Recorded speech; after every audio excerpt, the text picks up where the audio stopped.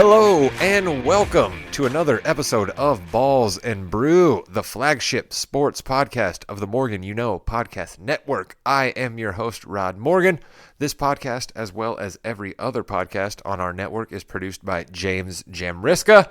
Chris King is not joining us this week. He is on assignment, but joining me in his stead, of course, he knows when to hold them. He knows when to fold them. He knows when to walk away. We used to call him the Anonymous Gambler. Now we just call him Josh Williams, our handicapper from South Bend. Josh, hello. What's up, Rod? Appreciate the intro. You didn't even know that it was about the 9-year anniversary of me taking down a pretty big regional circuit tournament for the World Series of Poker, so appreciate that.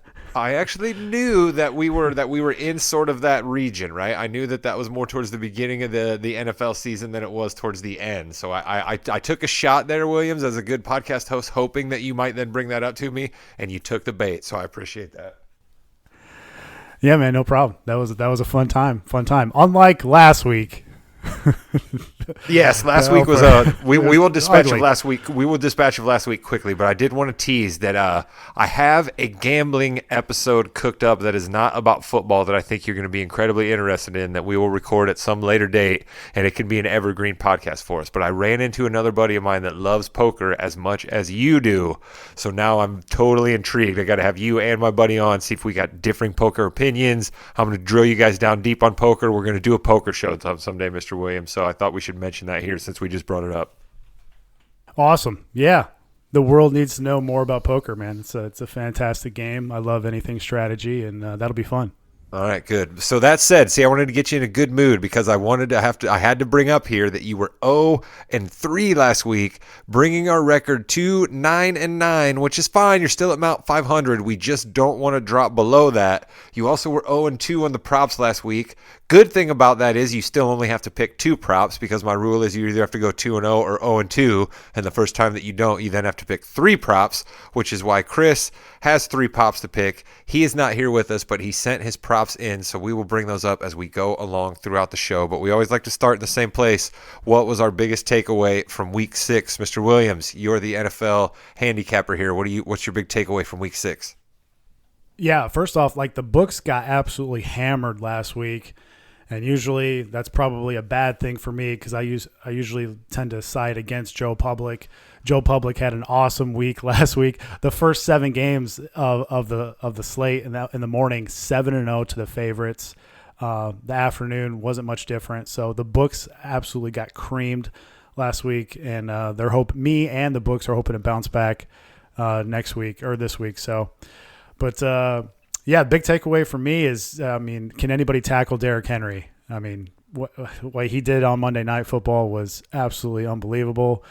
I think we all think that Buffalo is probably the superior team to Tennessee, and really they have a really good pass defense. And A.J. Brown had not MJ-like flu symptoms, but he had kind of Chipotle upset stomach syndrome.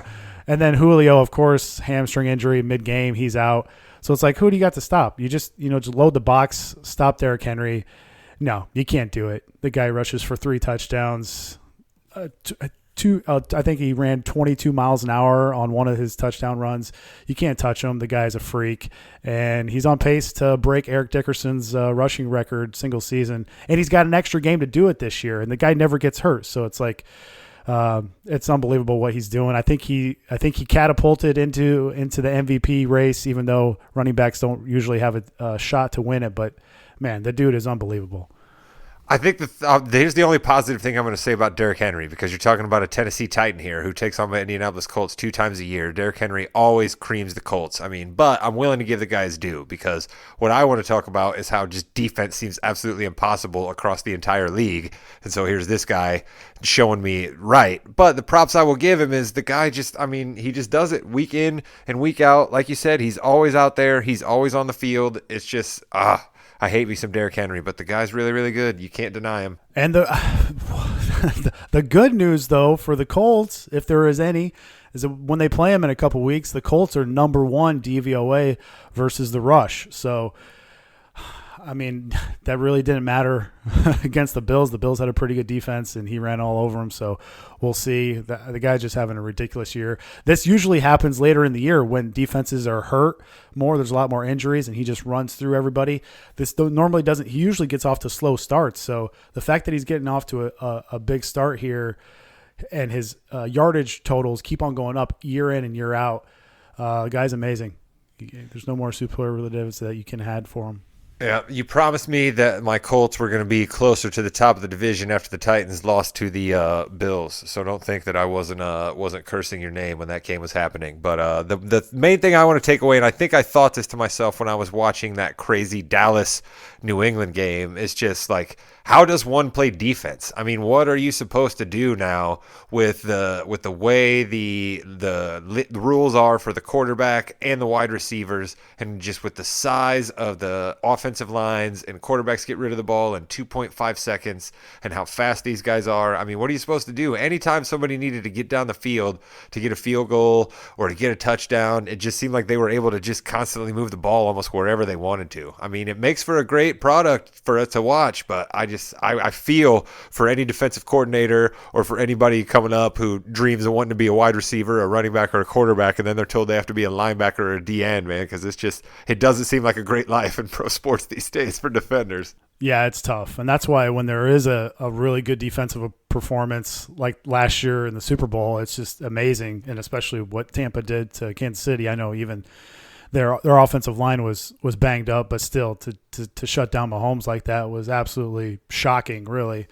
And I mean, if defenses can scheme up, a decent game plan, more power to them, because you're right, it is extremely tough to play defense in 2021. I know I was way off on the Cleveland-Arizona game, but there was some egregious personal foul calls against the Browns on Kyler Murray. I mean, the guy just barely touched him, and the flags are flowing. So these refs are going to protect these MVP candidates, Kyler and Brady and Rodgers, and so it's going to be interesting how these defenses can come up with anything to stop these offenses. All right, Mr. Williams, I wasn't going to do this, but you just invoked his name. So, I mean, I have to ask you as a Bears fan about the Rodgers moment, the I own you to the fans. I mean, I wouldn't be doing my job if I didn't ask it. And we know there's people listening that know how a Bears fan you are. So just, your thoughts when it happened. I mean, it sucks, but what can the Bears fans do? I mean, he does own us. I mean, it's like 22-5 in his career. It's frustrating, and it's like, the Packers have had Favre and Rodgers for 30 years, and the Bears have just trolled out just crap after crap for years and years. So it's a poorly run organization. I still love them, but I just wish that we can get things right, and maybe this is finally the last year we'll have to deal with Rodgers. Maybe he goes to a different team next year. So that would be fantastic. Are you gonna try to call your shot on Rodgers' team next year like you did Stafford last year? You called the Broncos, who were in the running for Stafford, and then he went out west. So I mean, are you starting to do your digging so you can make your Rodgers call like you did your Stafford call last year? It feels like Denver is a possibility. A dark horse, I think, might be Carolina. I think Carolina really wants to win right now. They went out and got Stephon Gilmore in a trade. That defense is getting better. I think that they feel like they can compete in the NFC if they get, a stud quarterback. Darnold's off to a good start, but Darnold's probably not the answer. So, yeah, Carolina's a dark horse there, but I think Denver still really wants to get involved too. So we'll see. As long as he doesn't come back to Green Bay, I'm all for it. Give me the Las Vegas Raiders. All right. Give me the Las Vegas Raiders, looking to just completely start something new, but not have to start from the ground floor, make another big splash in Vegas, close enough to LA where Favre wants to be Hollywood. Give me the Raiders. Yeah, I could see that. That's a decent shot there. All right. Well, I appreciate that. And the fans of this podcast and of your picks are going to appreciate if we have a better week this week than we had last week. With that in mind, give us pick number one, Mr. Williams. All right. You led me right into it. Speaking of the Raiders, I went against them last week, got burned. I'm going back to the well. I'm going against them again this week. I'm taking Philly +3. Like the Raiders have struggled with deep passes this year. They've struggled stopping the run. And these are the things that Philly does well. It's a big advantage this week for the D line of Philly. Javon Hargraves, Fletcher Cox should own this Raiders O-line. The Raiders are 28th in line yards with that offensive line. And that Philly defensive coordinator, John Gannon, he does not want to give up deep passes. It's like similar to what the game plan was with the Chargers when they played Vegas a few weeks ago, and the Chargers ended up beating them by a couple touchdowns. You got extra rest for Philly.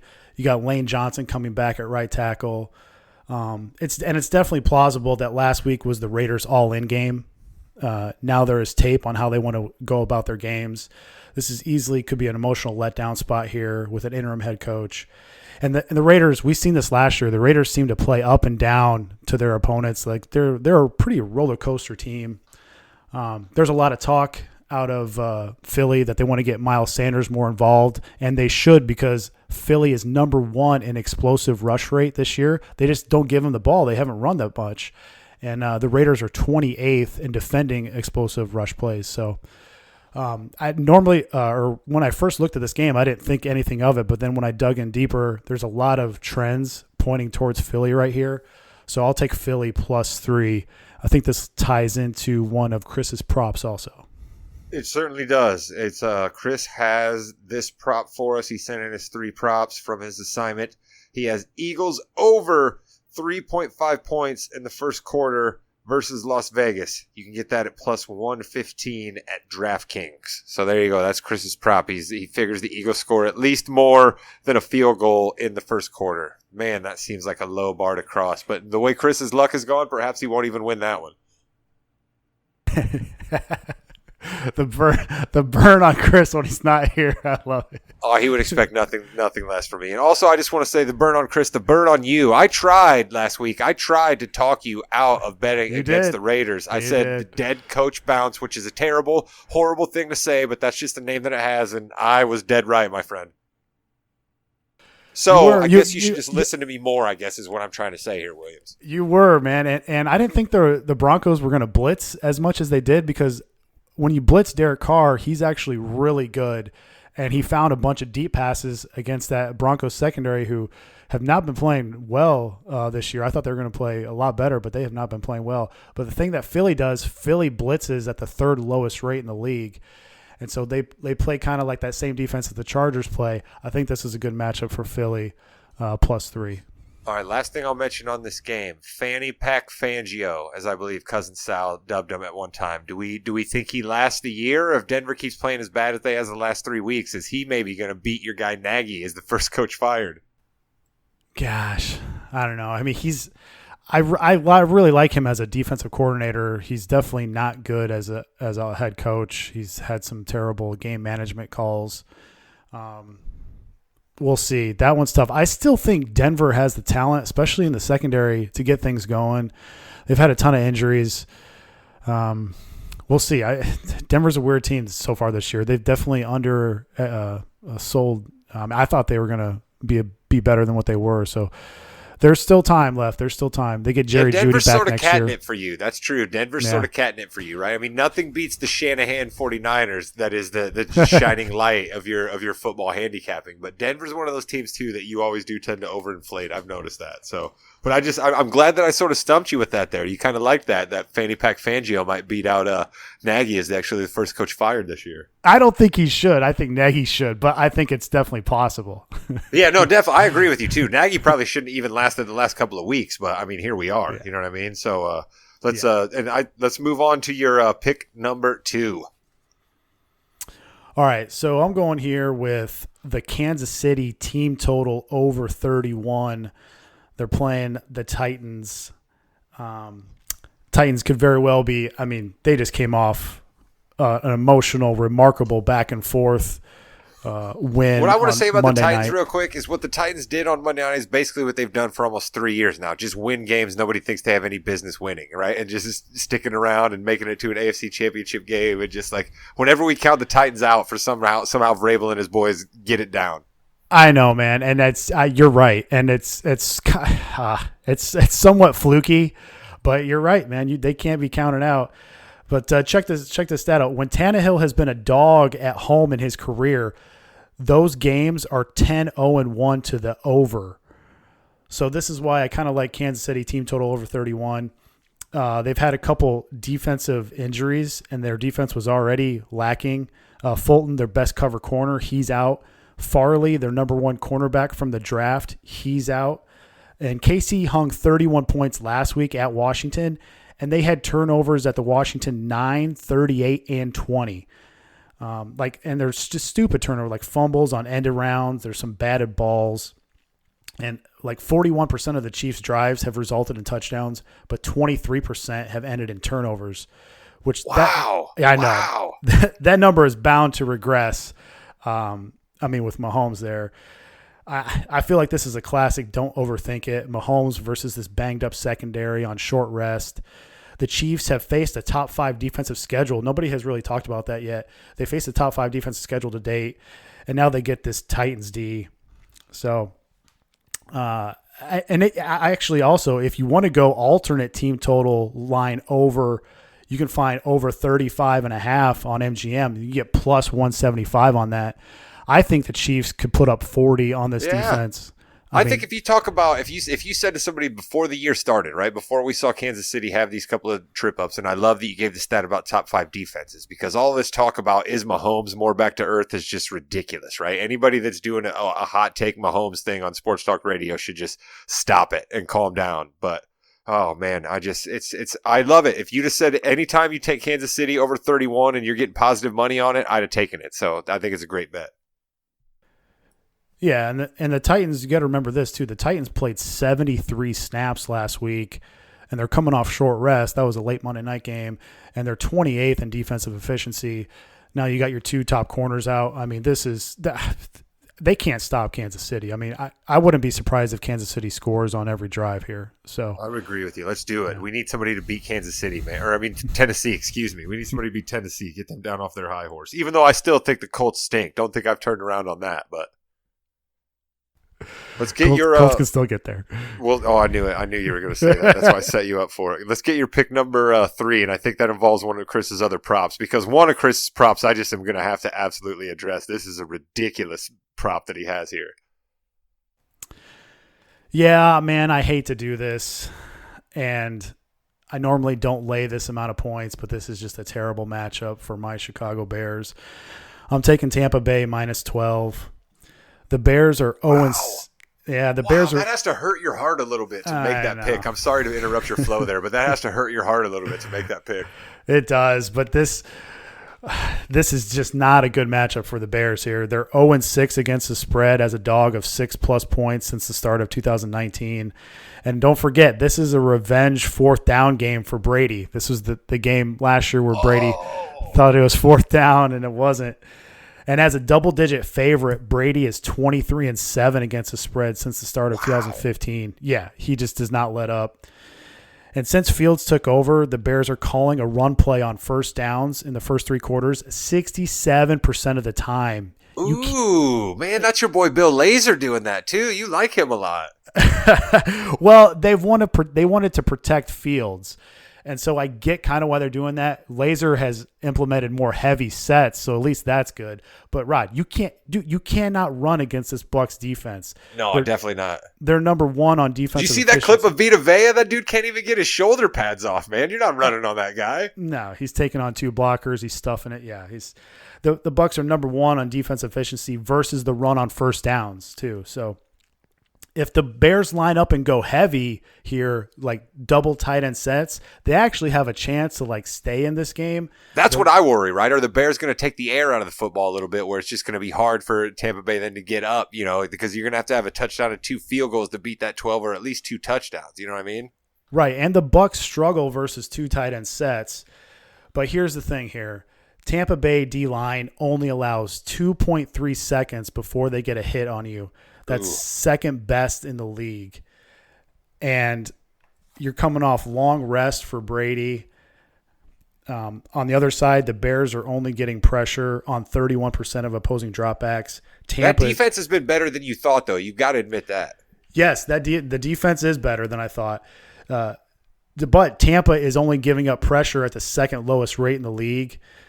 The Bears had a good game plan last week to limit Devontae Adams. That basically they didn't want Adams to beat them, and because Jalen Johnson has been playing fantastic. But the downside of that was they allowed Aaron Jones to rush for over 5 yards per carry. They were in that game. I mean, you give up only 24 to Rodgers. It's not terrible. The problem is that the Bucs have 3 awesome wide receivers, and Brady's just going to find whatever weak link it is on the other side there. And here's another thing. When Fields was at Ohio State, going back to the offense last year, the 4 best passing defenses he saw, like Northwestern, IU, Clemson, and Bama, he only averaged 4.2 yards per attempt versus the blitz in those 12 games, or in those games, and he had 12 sacks in those games. Versus the blitz in his rookie year, he's averaging only 4.1 yards per attempt, and he's gotten sacked 20 times. That's hashtag no bueno. The Bucs blitz at one of the highest rates in the league at 36%. Don't think Todd Bowles has a game plan up his sleeve against a rookie, but they could do it even more versus the Rook. When they played Mac Jones a few weeks ago, they blitzed at a 44% clip. Oh, I'm sure they're going to be coming after him. And everything you just laid out is that it's a tough road for the Bears there. Let's stick with Justin Field for just 1 second. His stats don't look overly great, but doesn't he looks the part though, right? Like he seems a little bit like, okay, maybe we have something, right? You as a Bear fan, you see that, right? I'm hoping so. My number one thing against Fields coming out was that he held the ball too long, and we're seeing that right now.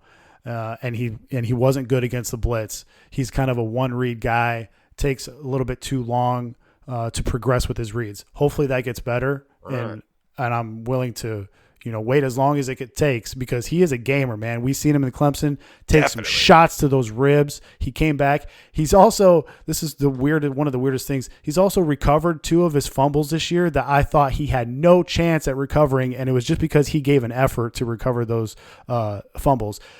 That doesn't sound like much, but that gets you a lot of credit in the locker room when you're playing that hard. That's Bear football, right? As if the Bear fans didn't love him enough. That's the kind of thing that Bear fans will just eat up. Let's stick with Fields a little bit here because Chris, who, by the way, I'm going to take a shot at Chris here. It was so funny to hear you say IU. Shocker. When you talk about great college basketball. Yeah, I know.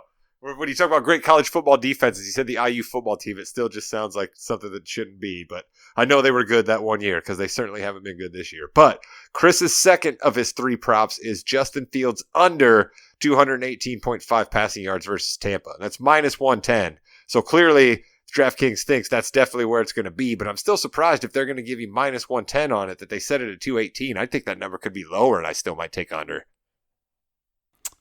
Yeah, I think that line is slightly off there. I just don't think they're going to have the ball that much. If they keep on running on first downs, there's going to be a lot of punts for the Bears because there's going to be a lot of third and longs. So well, I like Chris's chances to get 2 of his 3 props. Let me give you Chris's third prop because I'm going to blast him one last time before we let you get your prop bets out there on the way out. But Chris is taking the 49ers under 2.5 total touchdowns versus the Colts. That's ridiculous. To think that the Niners can't score more than 2 touchdowns versus this Colts team is absolutely ridiculous. Show me the team that hasn't marched up and down the field on the Colts, not named the Texans. All right? I mean, there's no way that this 49er team that Williams, I know you love, Kyle Shanahan, the genius, the genie pulls tricks out of the bottle all the time. I mean, come on. What is Chris thinking about here? Yeah, I actually really like Chris's other 2 props. I don't like this one. The Niners coming off a bye. Shanahan's scheming up all kinds of plays against the Colts here. The Colts also 29th in passing efficiency D. So I lost one of their safeties today too. They just lost one. Julian Blackmon, which is bad luck for the Colts. We still don't know if Quentin Nelson's going to play or not. This one's who else popped up on the Colts injury list today? Williams, I'll give you one guess. Yeah, I was going to say I'll give you one guess. That's all you're going to need. Oh, boy. So, and Campbell's out too for them. So they just can't get rid of course, this injury Ty's luck, infecting man. everybody. The reason we shouldn't have brought him back. The ghost is infecting everybody. I still feel like the Colts actually played pretty well last week. I know it was against the They Texans. did. I got to give them their props. Yeah, they did. I thought that game was going to be a lot closer. I was totally wrong on that, but They came out ready to handle the Texans and say, we're not going to let you guys stay in this game, and I appreciated it out of the Colts. I did, but I still think they stink. I'm torn with this one, man, because I love San Fran, but I also like this Colts team just because they don't have a lot of talent, but I feel like somehow they keep it close every week and they're gritty, and I like. It could be close, but I think Frisco's scoring more than 2 touchdowns close. That's all I'm saying here. Why Chris's third plop's ridiculous. Agreed. And Jimmy G's supposed to be back too. So there you go. That's good. That's good for my fantasy team because my quarterbacks are atrocious this week with Josh Allen having to sit out. So I could use something out of Jimmy G. Let's get your 2 props on the way out here. You still get to pick just 2 props, unlike Chris having to pick 3 because you were 0-2 last week. So this week, though, you got to go 0-2 again or 2-0. So I hope you're trying to go 2-0 on props. What do you got for me as we get out the door? Definitely trying to go 2-0. I got Devontae Adams over 7.5 catches. You get that minus 135 on DK. Wow. Okay. Looking for big things out of Devonta, huh? Yeah, in his last 10 games following a non-injury impacted scoreless performance, so like when Rodgers doesn't get him into the end zone, he's averaging 9.7 catches per the following week. And there's a couple games where he caught 14 and 13 in that span, 11 and 12. Ooh, okay. So, and there are sharps who actually like Washington this week, plus 9.5. I couldn't get there just because Heineke's pretty erratic, and that defense just hasn't shown out, but there's some sharps that think this game is going to be closer than what some people think. If that's the case, Rodgers may need to pass it a few more times than one might think. So, and also the slot wide receivers against Washington are averaging over 16 targets per game, which is crazy. So they're really picking on the slot there. And Devontae Adams doesn't always play in the slot, but Green Bay moves him around enough where he does line up in the slot. So you check out Beasley in the slot versus Washington, 11 catches. Keenan Allen, 9 catches in the slot versus Washington. Tyreek, 9 catches. Sterling Shepard, 9 catches. So, I mean, you would think that if Rodgers is throwing a little bit more, that this is a good week for Devontae Adams to get over 7.5 catches. Devontae Adams doesn't always line up in the slot, but when he does versus the Redskins, it will be productive. Yes. I like that. I like that. Shout out to Dos Equis. What's your second prop? All right. I know I shouldn't go. I shouldn't go over here, but I think there's some value here. I'm going Calvin Ridley over 68.5 yards. So coming off a bye, Calvin Ridley has the largest difference in actual versus expected fantasy points. So in other words, the guy is ready to smash. And against the Dolphins, who are surprisingly tied with the WFTs, that's another surprise, as the worst D in total explosive plays, that's plays over 15 yards, allowed this season. And Ridley's projected game flow could get an even bigger boost if Xavier Howard and Byron Jones, the 2 corners for the Dolphins, remain sidelined. They've been hurt the last couple weeks. This prop could also get a boost if Russell Gage is out for Atlanta. He's been out since week 2, so even if he does play, he'll probably be limited. And Matt Ryan has had an 88-plus passer rating the last 2 weeks. We thought he was dead. Maybe the ghost is coming back. The Falcons' point totals in those games, 27 and 30 points. If they're putting up that many points, I feel like Ridley could get over 68.5 yards. So I like Calvin this week.